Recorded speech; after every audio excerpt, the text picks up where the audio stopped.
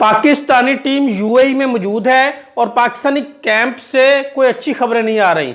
सुलेमान अली आगा जो कि young captain है पाकिस्तानी टी20 के, और माइक हैसन, उनके लिए मुश्किलात बढ़ती जा रही हैं। इसके बारे में तफसील से बात करते हैं।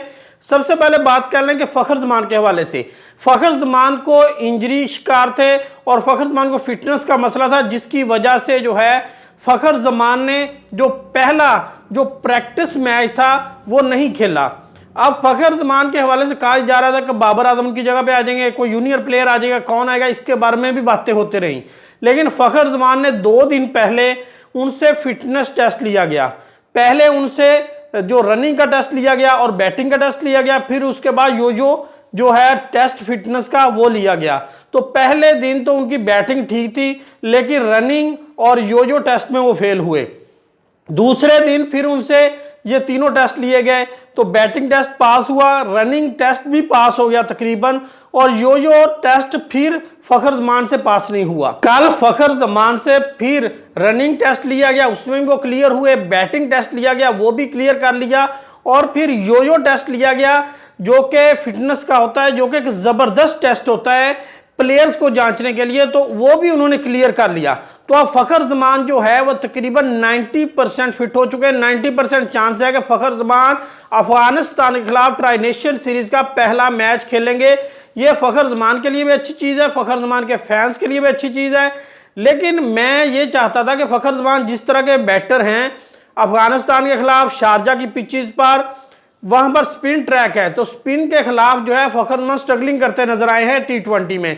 लेकिन जब भी बात हुई है, मैनेजमेंट ने जब भी बात की है, सुलेमान अली आगा, माइक हैसन, आकिब जो, उन्होंने यही कहा कि फ़खर ज़मान जो है वो हमारा की प्लेयर है, मैच विनर है, बड़े मैच का प्लेयर है और किसी वक्त भी मैच जितवा सकता है। तो ये तो एक ठीक मानने वाली चीज़ है कि वो मैच विनर है, किसी भी मैच का पासा पलट सकता है अकेला ही। इसलिए फ़खर ज़मान को as a senior player playing 11 में भी लेंगे और स्क्वाड में तो वो है ही हैं। तो अब वो फिट भी हो चुके हैं, ये एक खुशखबरी है सुलेमान अली आगा, माइक हसन के वाले से। उसके बाद बात कर लें दूसरा जो प्लेयर था जिसके बारे में मैंने पहले बात की थी, वो थे हारिस रऊफ। हारिस रऊफ का भी टेस्ट लिया गया, उनका रनिंग टेस्ट था और यो टेस्ट था। तो यो टेस्ट तो उन्होंने दिया नहीं, क्योंकि उनके रीहैब जो है, रीहैब अभी उनका स्टार्ट हुआ है, अभी रीहैब कंप्लीट होगा, उसके बाद वो यो टेस्ट लेंगे। यो टेस्ट इतना आसान नहीं होता, आगे चल के मैं इसके बारे में आपको बताता हूँ। हारिस रऊफ का यो टेस्ट तो बिल्कुल नहीं लिया गया, उनका रनिंग का टेस्ट था और उनकी स्पीड थी, स्पीड भी उनकी नॉर्मल थी और उनकी रनिंग भी नॉर्मल थी अभी तक जो भी जजमेंट हुई है। लेकिन देखें, जो हारिस रऊफ है वो अफगानिस्तान को अच्छी टेंशन दे सकता है उनके प्लेयर्स को, क्योंकि अफगानिस्तान के खिलाफ अच्छी पेस जो है अफगानिस्तान के प्लेयर नहीं खेल पाते। स्विंग को खेल लेते हैं, स्पिनर को खेल लेते हैं, लेकिन अच्छी पेस को 150 की पेस को जो है वो नहीं खेल पाते। इसलिए अगर हारिस रऊफ ने अफगानिस्तान के खिलाफ अच्छी बॉलिंग करनी है या इंडिया के खिलाफ, तो अच्छी पेस का होना 145 से या 150 के करीब होना लाजमी है। इसलिए हारिस रऊफ के हवाले से अभी 50-50 है, अभी उनका यो टेस्ट भी नहीं हुआ और उनकी रनिंग जो है और उनकी जो स्पीड है उस पर अभी काम हो रहा है। तीसरे प्लेयर जो हैं वो है सुफियान मुकीम।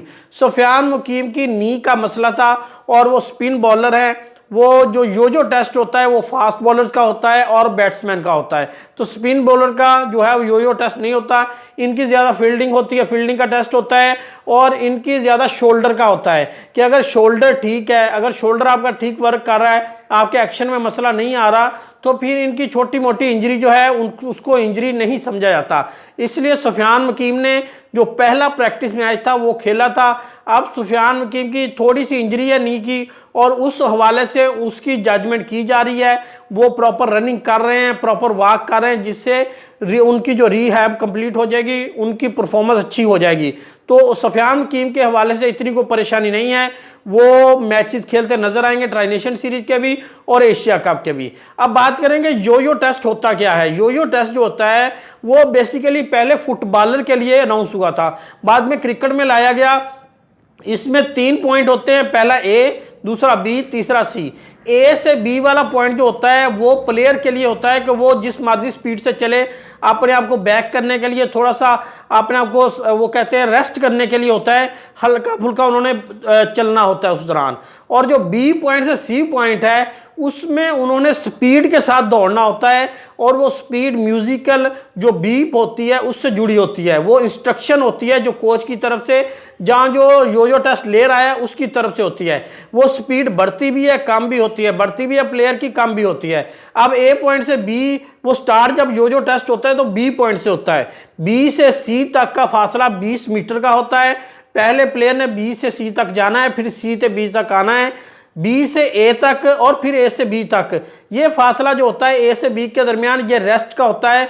ये प्लेयर अपने मुताबिक चल सकता है, आराम से चल सकता है, लेकिन बिल्कुल आराम से नहीं चल सकता, थोड़ा सा आराम से चल सकता है ताकि उनकी सांस जो है वापस आ जाए, उनको रेस्ट थोड़ा सा मिल सके। फिर बी पॉइंट से फिर स्पीड के साथ दौड़ना होता है, फिर स्पीड से सी पॉइंट से वापस बी तक पहुंचना होता है। और ये 20 मीटर का फासला होता है और ये कभी स्पीड प्लेयर की बढ़ती है कभी कम होती है। ये इस पे डिपेंड करता है जो म्यूजिक जो बीप जो है वो कोच की तरफ से निकाली जा रही होती है।